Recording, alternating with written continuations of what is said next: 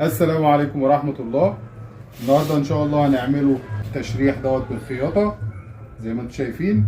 طبعا الجزء ده خياطة واحدة ودي خياطتين، يعني بتتخيط كده وبتتنى الناحية التانية عشان يديني برواز اضيق وفي نفس الوقت يديني اعلى من ده. ده تحس ان هو مسطح ماشي، وده بارز اكتر. طبعا هنا انا معلم بقلم احمر ماشي عليه. طبعا دوت انا قلت لكم اللي هو علاجه بالسبيرتو. اي حبر بيطلع، الناس اللي هي ما تعرفش سواء منجد او بيتعلم بالسبيرتو بيطلع، وهوري لكم ازاي. زي ما انتم شايفين كده دي خياطه واحده ورا اهي، والجزء التاني اللي هم دولت خياطتين عشان تبقى بارزه اكتر من ده.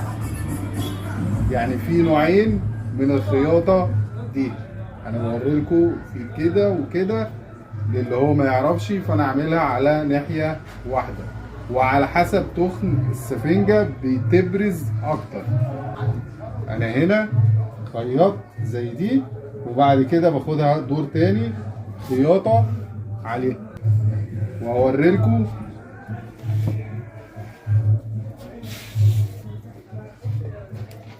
الحبر بيطلع ازاي على السريع كده.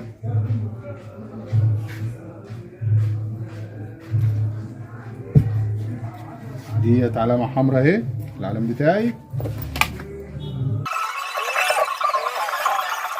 طبعا لازم يتعمل بقطنة.